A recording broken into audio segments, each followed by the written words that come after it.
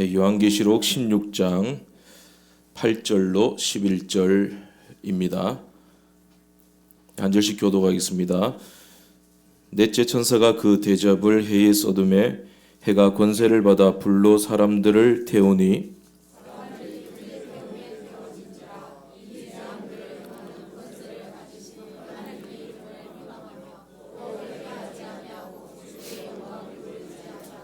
또 다섯째 천사가 그 대접을 짐승의 왕좌에 쏟으니 그 나라가 곧 어두워지며 사람들이 아파서 자기 혀를 깨물고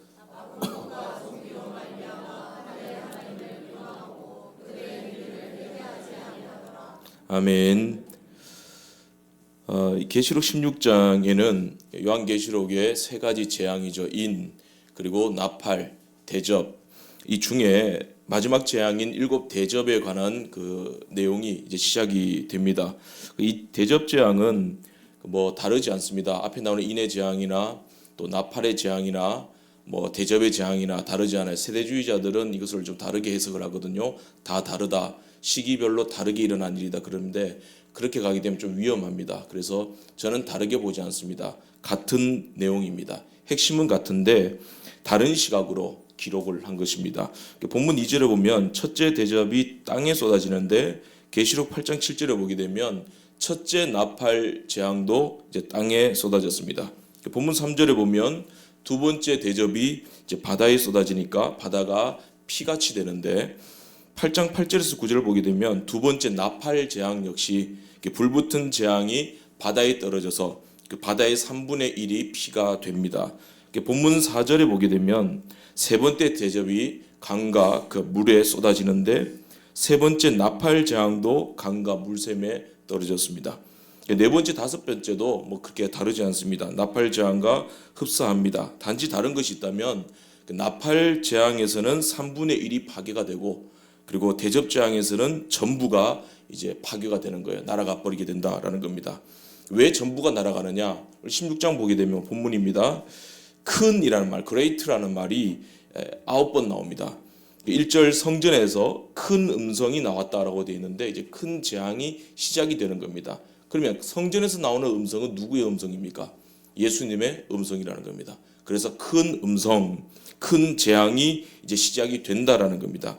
나팔 재앙까지는 하나님께서 사탄으로 하여금 여러 재앙을 일으키도록 허용을 하신 부분들이 있는데 대접 재앙은 모든 재앙의 결말을 보여주는 거예요. 예수님의 재림으로 인한 심판으로 끝이 난다라는 것입니다. 그래서 3분의 1이 아니라 가장 큰 심판이죠. 하나님이 크다 하셨으니까 두말할 것도 없죠. 전체가 날아가 버리는 큰 심판, 그 최종적인 심판이 이루어지게 된다라는 것입니다. 한편 이 재앙들은 그 출애굽기에 그 애굽의 10가지 재앙에서 그대로 인용된 내용들입니다. 그러니까 출애굽기에 피계 입학 또 우매 흑장이잖아요. 10가지 재앙과 요한계시록에 나오는 이 재앙들이 다르지 않습니다. 연결되는 것입니다. 출애굽기 10가지 재앙에서 그대로 인용이 된 것인데 뭐 예를 들어서 오늘 대접에 5번째 대접을 쏟았을 때 그 나라가 어두워진다. 사탄의 나라를 말하는 겁니다. 세상을 말하는 겁니다. 어두워지고 해가 어두워지는 시간 이게 나옵니다. 이게 애굽의 9번째 재앙이죠. 흑암이죠. 애굽의 10가지 재앙은 의미하는 바가 무엇입니까? 애굽이라는 나라는 사탄의 나라를 상징하는 겁니다. 그러니까 요한계시록에 무너졌도다 큰 성 바벨론이여 의미하는 바와 그 핵심적인 내용 같습니다. 사탄의 나라, 큰 세상의 권세, 악의 세력들을 말하는 겁니다. 적 그리스도의 세력들, 사탄도 자기의 나라와 조직을 가지고 있는데 자기 나라라고 해서 사탄의 것은 아닙니다. 뭐 설명하자면 길지만 넘어가겠습니다. 사탄의 조직과 나라와 군사를 가지고 있는데 그 거대 세력의 적 그리스도의 어떤 그 세력이 큰 성 바벨론, 세상의 나라, 애굽이다라는 겁니다. 하나님께서 10가지 재앙으로 애굽을 심판하시고 적그리스도를 심판하시고 바벨론을 심판하신다라는 것이 애굽의 10가지 재앙입니다. 그 모든 것들을 심판하시고 하나님께서 자기 백성을 구원하시는 구속사를 그림 언어로 이적으로 표현해 놓으셨다라는 것입니다. 그러니까 계시록의 인, 나팔, 대접 재앙은 전부 역사 속에서 일어났던 것이고 일어나고 있는 것이고 또 장차 일어나게 될 하나님의 심판의 내용을 반복적이고 그리고 점진적이고 그리고 극적으로 기록한 것이다라는 겁니다. 장차 올 심판의 예고다라는 것입니다. 그러면 애굽의 10가지 재앙, 그리고 인재앙, 나팔재앙, 그리고 대접재앙 이런 것들을 자꾸 반복적으로 또 점진적으로 극적으로 보여주시는 이유가 뭘까라는 겁니다. 성경이 흐름을 읽으라는 거죠.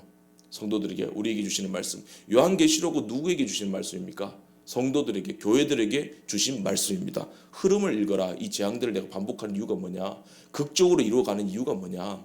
하나님의 심판의 흐름을 읽고 이 세대를 분별하라는 겁니다. 하나님의 뜻을 분별하다. 그리고 하나님의 선하신 뜻이 이루어짐을 네가 읽어내야 된다는 것입니다. 그 읽어내고 하나님의 말씀을 듣고 인내로서 열매를 맺고 열매로서 그치면 안 됩니다. 열매 중에서는 썩은 열매도 있고 실하지 않은 열매도 있습니다. 이 열매가 결실까지 되어야 됩니다. 결실을 이루는 그런 좋은 열매 맺는 성도들이 되어라. 이기는 자, 승리하는 자가 되어라 라는 것입니다. 그러니까 그리스도의 거룩한 신부로서 단장이 되어라 라는 것입니다. 일단은 힘의 흐름을 읽어라 라는 것입니다. 세상은 진정한 힘에 대한 흐름을 읽어내지 못하는 거예요. 투자자들도 보게 되면 지금 부동산에 투자해야 되는지 주식에 투자해야 되는지 그 흐름이 있잖아요. 우리나라 같은 경우도 1960년대 이후로 보게 되면 돈의 역사 보게 되면 이거 부동산에 투자해야 된다. 그러면서 해서 경제 성장이 이루어지게 되기도 했는데 세상 사람들은 힘에 관심이 많아요. 자기들 나름대로 힘의 흐름을 힘의 길목을 읽어내려고 애를 씁니다. 미래학자들 같은 경우에. 그런데 하나님 편에서 봤을 때는 세상 사람들이 진정한 힘의 근원을 힘의 흐름을 부의 이동을 읽어내지 못한다라는 것입니다. 진정한 힘이 어디에 있습니까? 영원에 있습니다. 유한이 아니라 영원. 전능에 있습니다. 그분이 누굽니까? 하나님입니다. 그러니까 여호와는 나의 힘이시오. 여호와는 나의 복이시오. 그렇게 된다라는 것입니다. 세상에 속한 사람들은 지금 자기들 삶 속에서 애굽의 재앙이 일어나고 나팔 재앙, 대접 재앙이 하나님의 경고의 그 신호라는 것, 심판이라는 것을 모른다는 거예요. 경고의 대접인 줄을 알아채지 못한다는 겁니다. 읽을 수가 없는 거예요. 왜? 성령이 없으니까. 성령은 하나님의 깊은 것도 능히 통달하게 하시는데 성령을 받지 못한 사람들은 예수의 영이 그 안에 없는 자들은 도무지 하나님의 지혜와 능력과 십자가 복음을 읽어낼 재량이 없다라는 것입니다. 본문 2절에 보게 되면 첫 번째 대접이 땅에 쏟아지니까 악하고 독한 종기가 사람들에게 생겼다 그렇게 나옵니다. 이 독한 종기라는 말은 헬코스라는 말인데 궤양입니다. 종양이라는 뜻이에요. 암세포 같은 겁니다.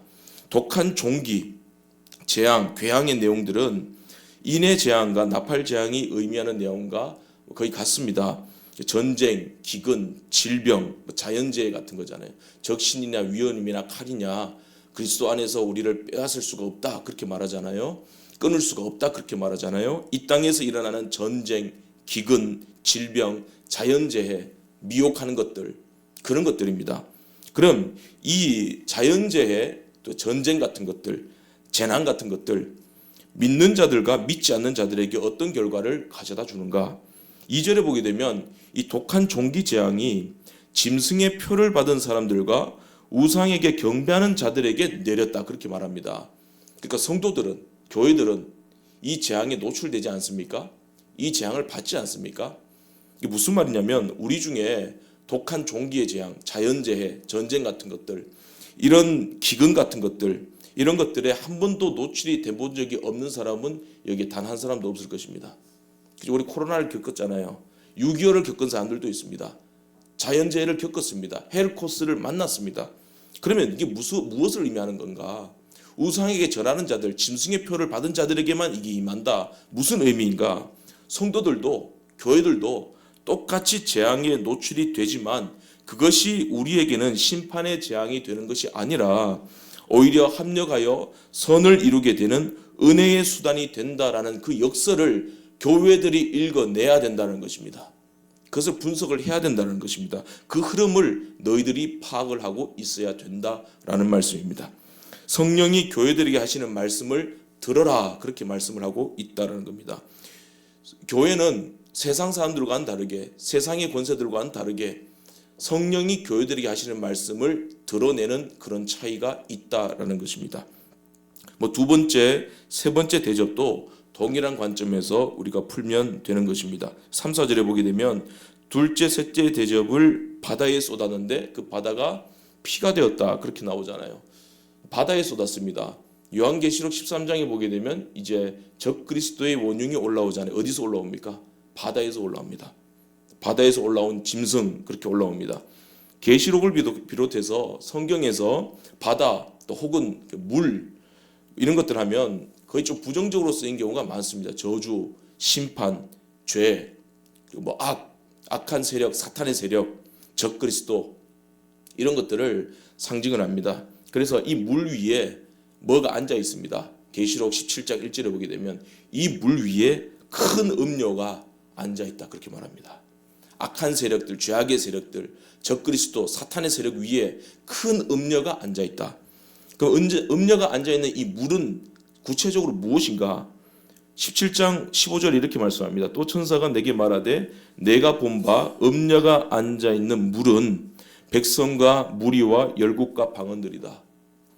그러니까 성경에서 백성과 무리와 열국과 방언들이다라고 이런 단어가 쓰일 때는 세계 모든 나라, 모든 사람들을 지칭하는 관용구입니다. 예수 안에 있는 자들이 아니라 하나님을 믿지 않고 하나님의 진노의 대접이 그 바다와 강과 물에 쏟아졌는데 이 강과 바다와 물이 무엇이냐?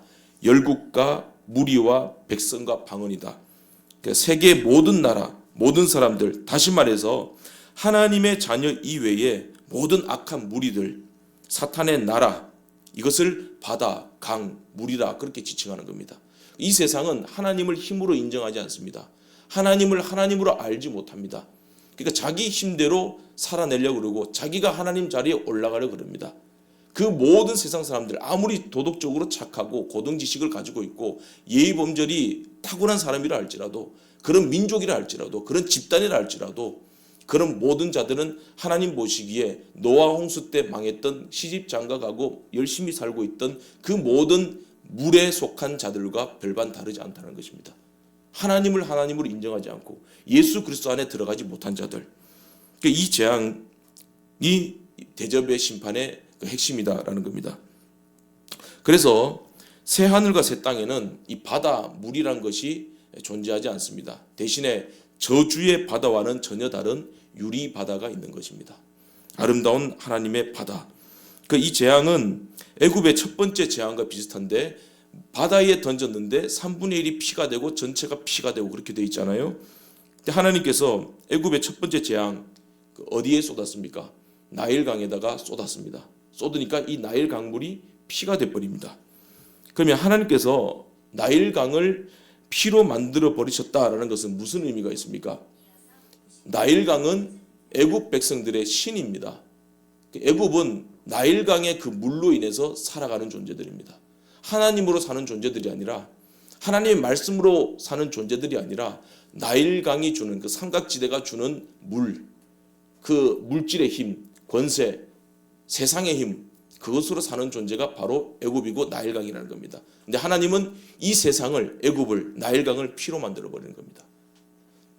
그러니까 바다와 강과 물에 떨어진 이 대접재앙은 하나님을 알지 못하는 세상 사람들이 자기들의 신으로 섬기는 것들을 하나님께서 멸망시키시고 죽이시는 재앙이다라는 것입니다.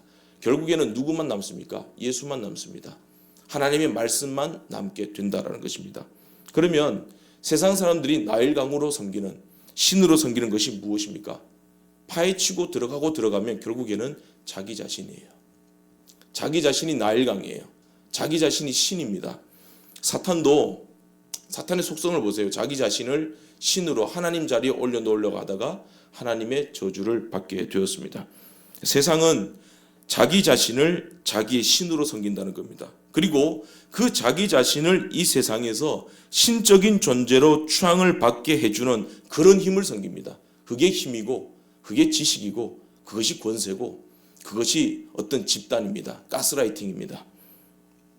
돈과 권력과 지식, 세상적인 행복 같은 것들, 그런 것들을 왜 추구합니까? 사람들이 왜 돌에 목숨 겁니까? 왜 투자합니까? 자기 자신을 신으로 만들어줄 수 있는 것들이기 때문에 그렇습니다. 하나님은 그렇게 자기 자신이 신이 되고 싶어서 하나님이 아닌 세상적인 힘과 재물만을 추구하는 세상과 사탄의 종들, 적그리스도들을 멸하시는데 스스로 자멸하게 만드신다라는 겁니다. 하나님의 심판 중에 유기가 있잖아요.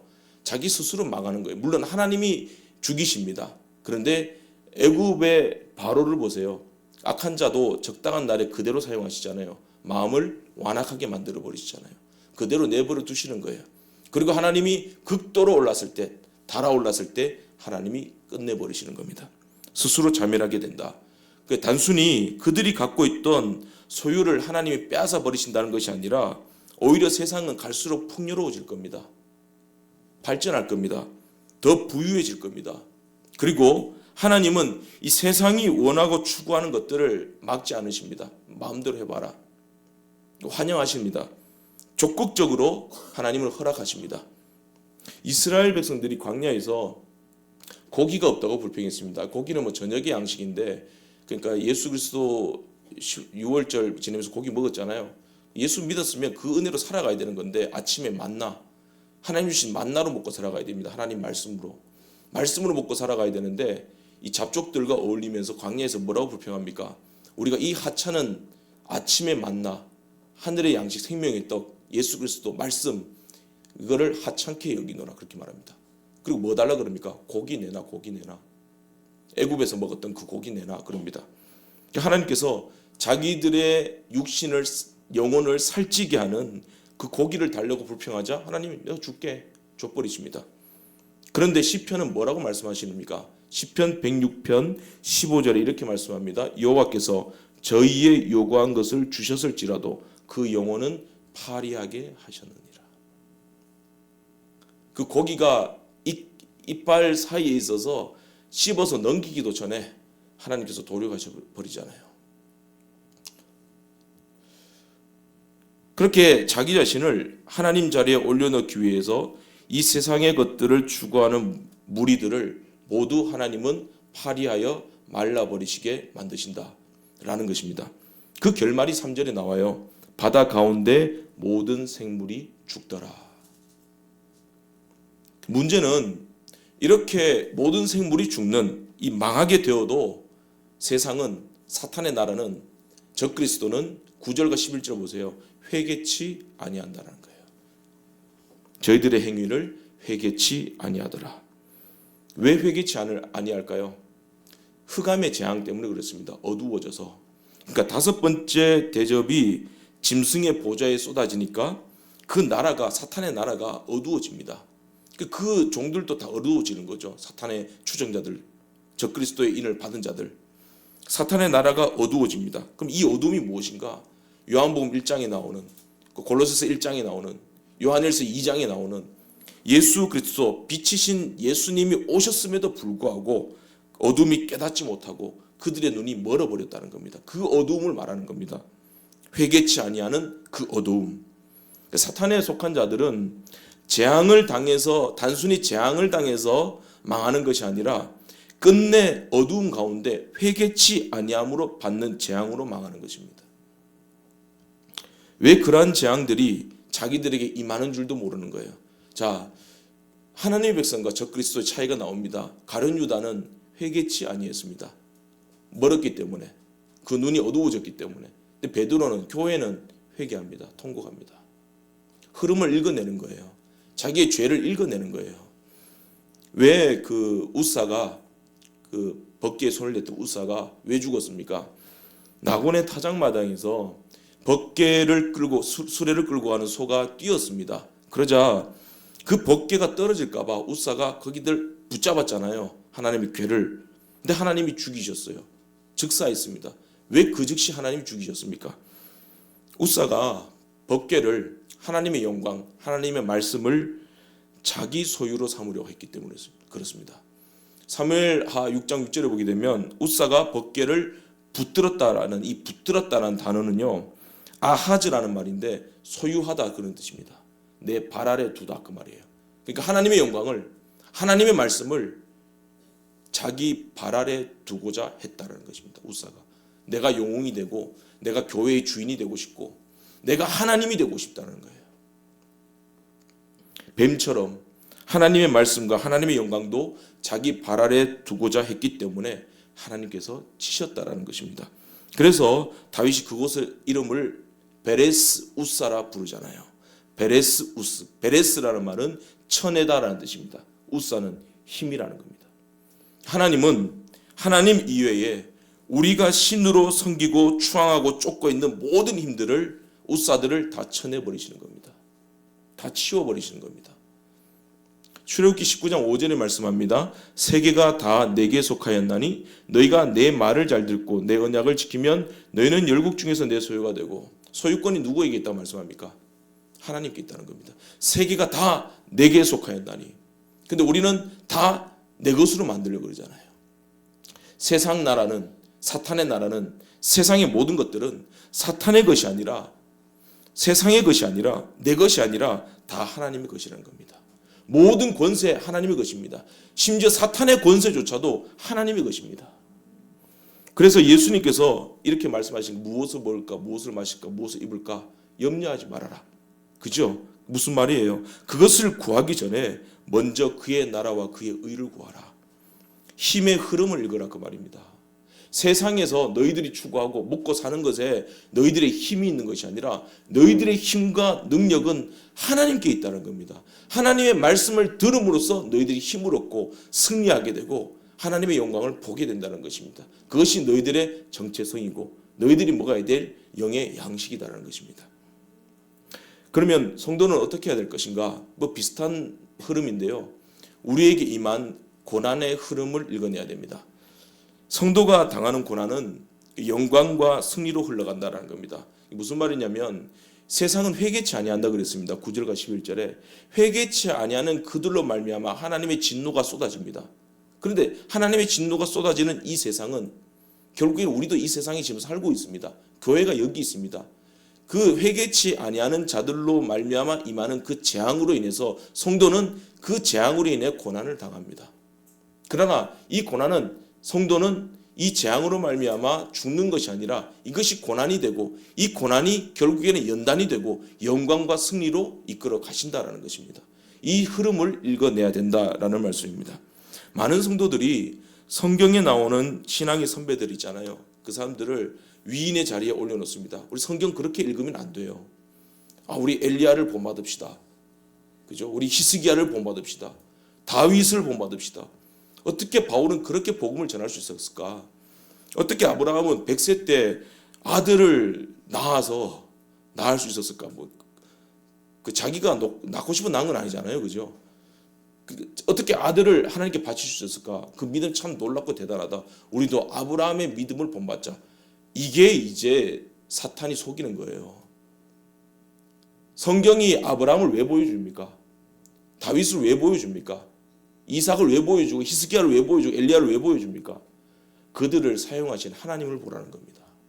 하나님이 그들을 사용하셔서 예수 그리스도의 배역을 감당케 하셔서 거기서 오실 예수 그리스도, 교회의 머리 되신 예수 그리스도, 너희를 구원하신 예수 그리스도, 너희의 하나님이시고 너희의 주가 되신 예수 그리스도를 보라는 것입니다. 그걸 보라는 것이지 히스기야 닮아가자, 바울 닮아가자, 그게 아니라는 거예요. 성경에 등장하는 모든 믿음의 선배들은 우리가 본받아야 할 분들이 아니다. 그런 사람들도 거룩한 하나님의 자녀로 만들어내시는 하나님을 보고 예수 그리스도를 보라는 것입니다. 우리가 도저히 할 수 없는 일들을 해낸 자들이 아니다. 위인전기가 아니다라는 거예요. 성경은. 여러분, 관중 속에서 알문이 열심히 박수치고 응원해도 우리 그 관중석에 있는 사람에게 금메달을 걸어주지는 않습니다. 월드컵 때 우리 막 즐거워했습니다. 뛰고 심지어 장례식장에서도 죽은 사람 있는데도 막 그러고, 그죠? 장례식장인지 잔치집인지 모를 정도로 그렇게 했잖아요. 근데 아무리 그렇게 응원한다고 해서 그 사람들이 4강에 올라간 건 아니거든요. 메달을 받은 건 아니거든요. 결국에는 필드에 나가 뛴 사람이 면류관을 얻습니다. 상 받는 자는 오직 하나입니다. 뛰지 않으면 아무리 응원해도 소용없습니다. 보내는 선교요, 자기가 나가야죠. 후원하면서도 자기가 현장에서 선교사로서 일해야죠. 보내는 선교, 후원하는 선교, 자꾸 그렇게 구분 짓지 마십시오. 파티션 나누지 마세요. 함께 뛰는 겁니다. 자기가 현장에서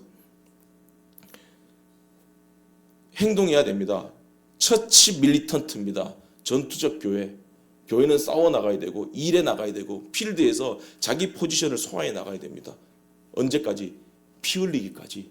죄와 싸우고 주님 맞이할 때 피 흘린 전투복 입고 맞이하는 거예요.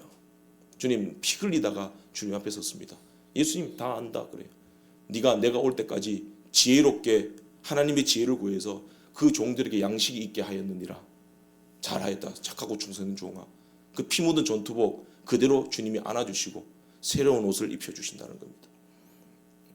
그럴 때 우리가 필드에 나가서 뛸 때 싸워 나갈 때 처치 밀리턴트 전투적 교회가 될 때 세상은 가만히 있지 않습니다. 성도의 피를 요구합니다. 왜? 우리가 뛰니까. 너희들의 심장을 이제 뽑아내야 되겠다. 피를 빨아먹어야 되겠다. 그게 계시록 17장 4절에서 6절에 나오는 음녀입니다. 음녀가 교회와 성도가 하나님의 말씀을 따라 살지 못하도록 유혹을 해서 미혹해서 그 피를 빨아먹는다는 겁니다. 빨아먹는 것으로 그치는 것이 아니라 그 피에 취한다 그럽니다. 피를 알코올 중독자처럼 계속 찾는다는 거예요. 누구의 피를? 성도의 피를, 교회의 피를. 그 음녀는 사탄의 세력, 그러니까 즉 교회 안에도 침투해 있는 광명한 천사, 거짓 증인들을 총칭하는 것입니다.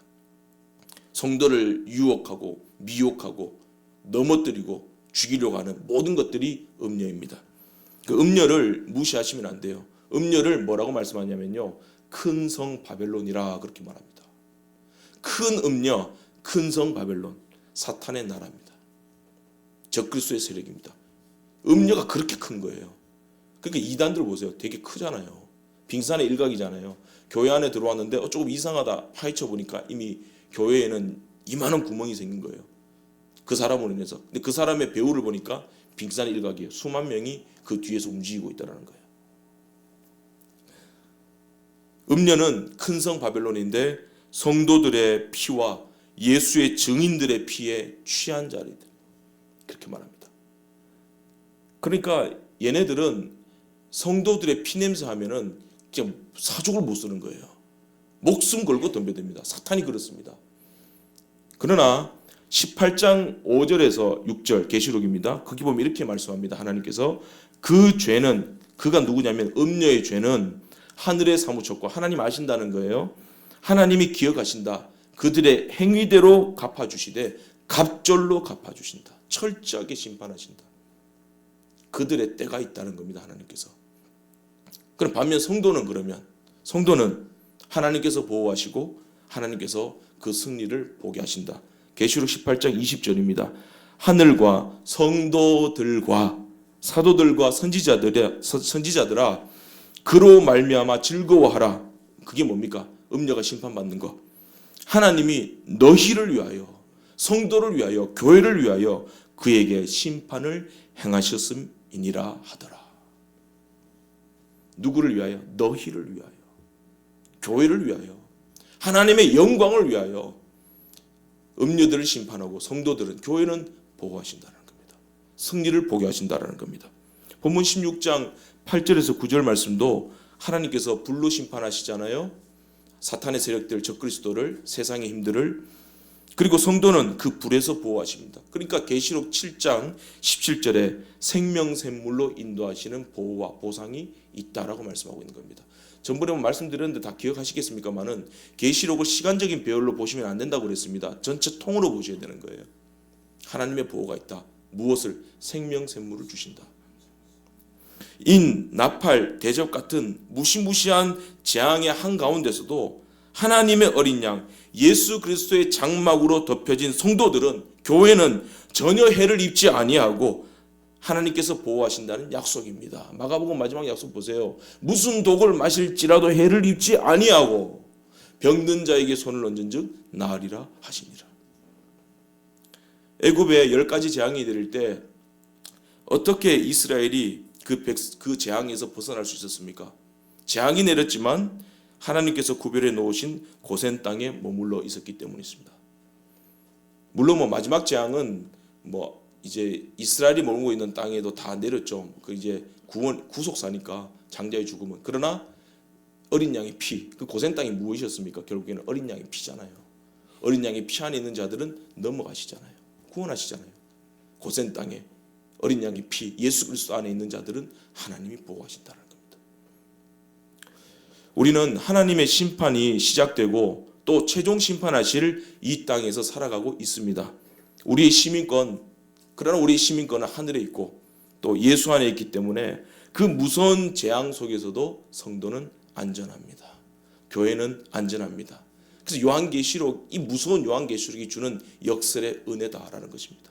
성도들을 아주 기쁘게 해주시고 위로해 주시고 구원의 확신과 감격을 충만케 하시는 말씀이 바로 요한계시록입니다. 성경 전체에서도 하나님께서 보여주셨지만 마지막 책인 계시록에서 왜 이런 재앙과 고난과 성도의 승리를 미리 우리에게 보여주시는가? 이미 성도들은 그런 자들이다. 어떤 자들? 승리한 자들이라는 겁니다. 예수님이 무슨 말씀하셨습니까? 담대하라. 세상에서 너희가 환난을 당하나 담대하라. 내가 세상을 이겨오노라. 우리 누구 안에 있습니까? 예수 안에 있는 것입니다. 예수 안에 있기 때문에 우리는 예수와 함께 세상을 이긴 거예요. 그런 평판을 하나님께서 요한계시록의 성경 말씀을 통해서 우리에게 주시는 거예요. 너희는 그런 자들이다 라는 평판을 주신 겁니다. 그리고 이 평판을 주심으로 말미암아 위로와 확신 가운데서 낙심하지 말고 깨어 있어서 전진하라는 겁니다. 이긴 싸움을 싸워간다는 것입니다. 비록 피 흘릴지라도. 그 데일 카네기의 인간관계론에 보면 그런 얘기를 언급해요. 프랑스 가수 조세트 르블랑이라는 사람의 자기의 저서 추억 마테르 링크와 살았던 나의 인생이라는 책의 이야기를 이 데일 카네기가 인간관계론에서 이제 인용을 해요. 이런 내용입니다. 그 이웃 호텔에 하녀가 있는데 별명이 접시 닦기 하녀입니다. 그 접시를 열심히 닦는다는 거죠. 설거지하고 주방 일을 하고. 외모는 그 내용 그대로 하자면 괴물 같았답니다. 거기서 여성 보고 괴물 같았대요. 사팔뜨기고 안짱다리고, 그러니까 추녀의 조건은 다 가지고 있었다라는 겁니다. 그리고 몸과 마음 형편없는 상태였대요. 말 그대로 하면 직역입니다 이게. 하루는 그 하녀가 접시 닦고 있을 때 이 조세트 르블랑이 뒤에 가서 이 하녀의 이름이 마리거든요. 마리 보고 그런 말이에요. 마리, 당신은 당신 안에 어떤 보물이 숨겨져 있는지 모르시는 것 같아요. 이 사람 다룰 줄 알죠? 그 사람이 되고 싶은 것을 칭찬해 줘버립니다. 좋은 평판을 줘버립니다.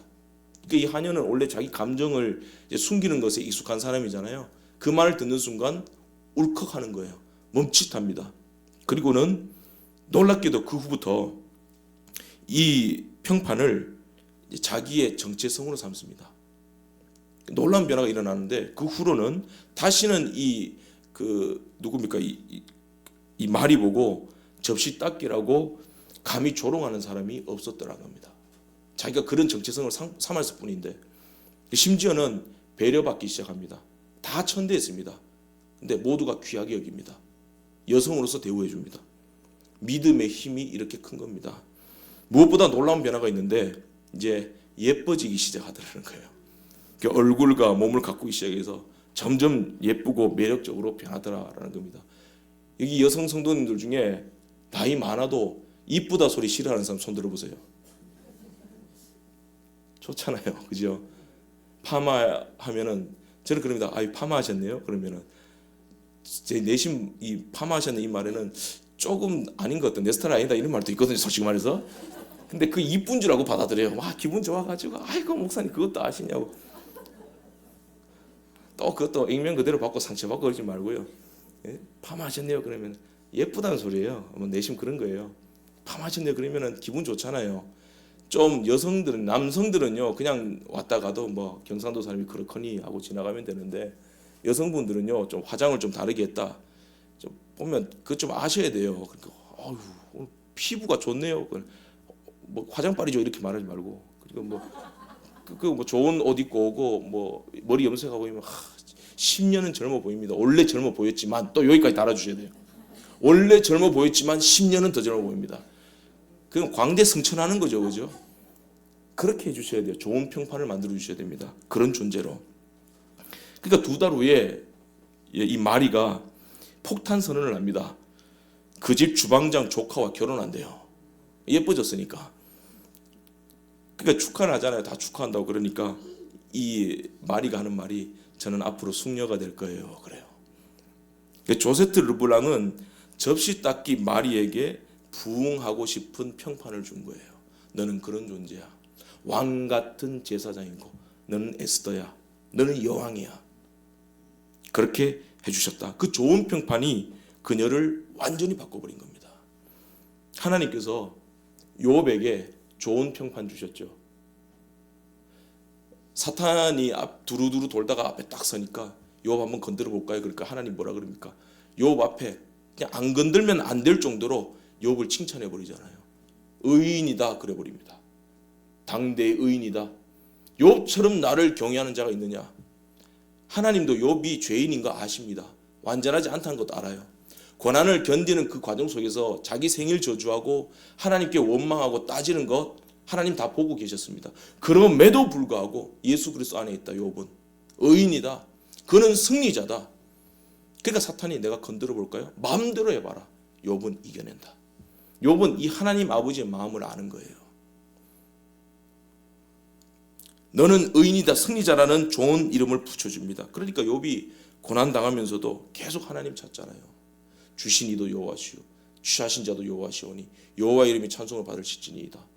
그러다가 낙심 많이 하잖아요. 하나님께 따지고. 그런데 내가 하나님 앞에 쫓겨나고 죽을지라도 하나님만 찾습니다. 그래서 욥이 이긴 겁니다.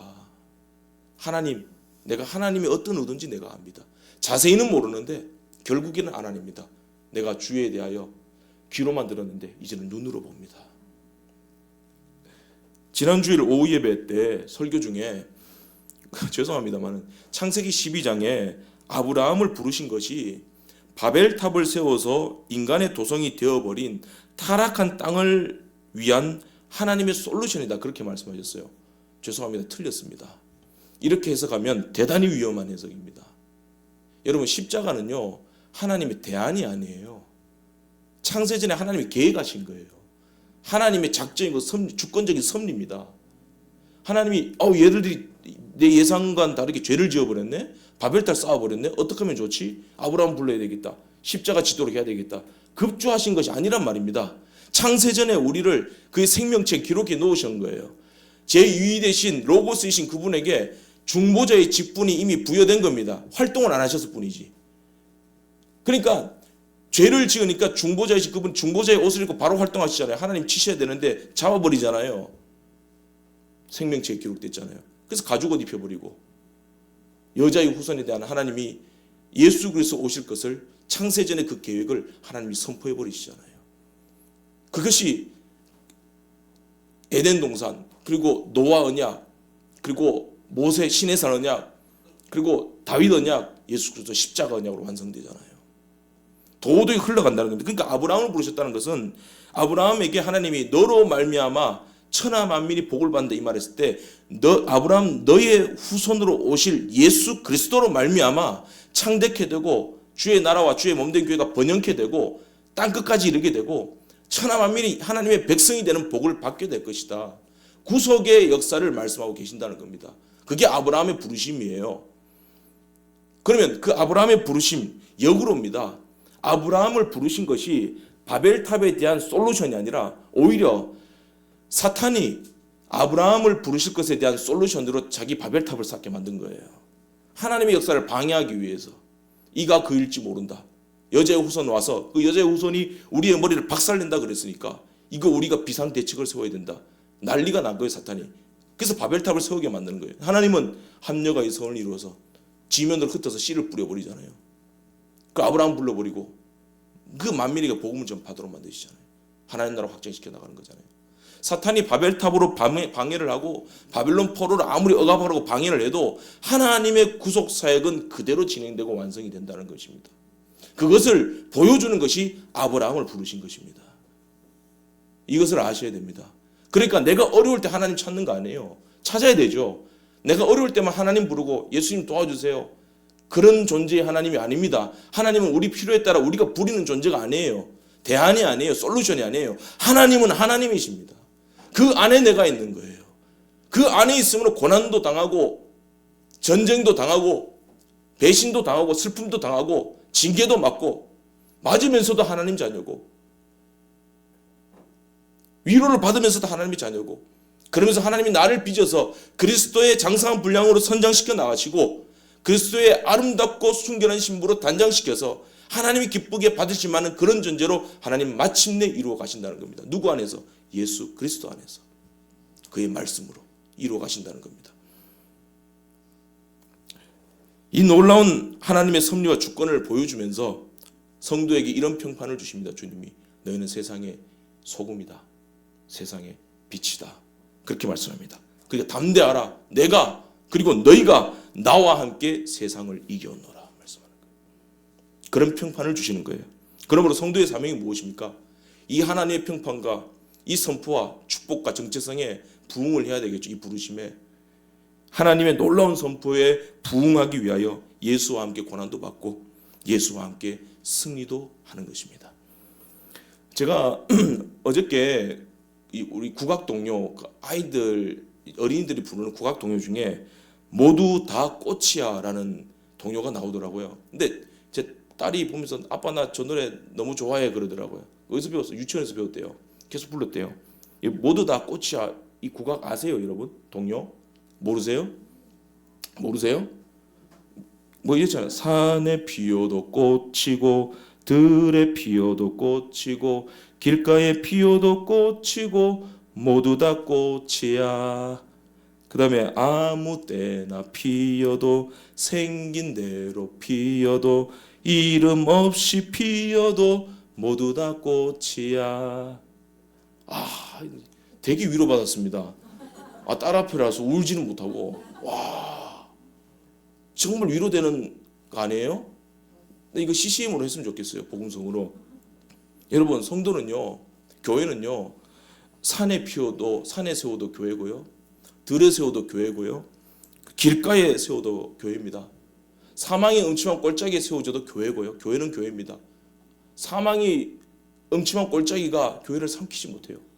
성도는요 혼자 피어도 성도고요 홀로 있어도 성도고요 생긴 대로 살아도 성도고요 그리고 이름 없이 아무도 안 알아줘도 성도는 성도입니다. 왕 같은 제사장입니다. 하나님의 자녀고 결국에는 이 모든 대환란을 이겨내고 예수와 함께 승리할 주의 몸된 교회 지체들입니다. 성도에게도 동일하게 대접, 재앙은 쏟아지게 될 것입니다.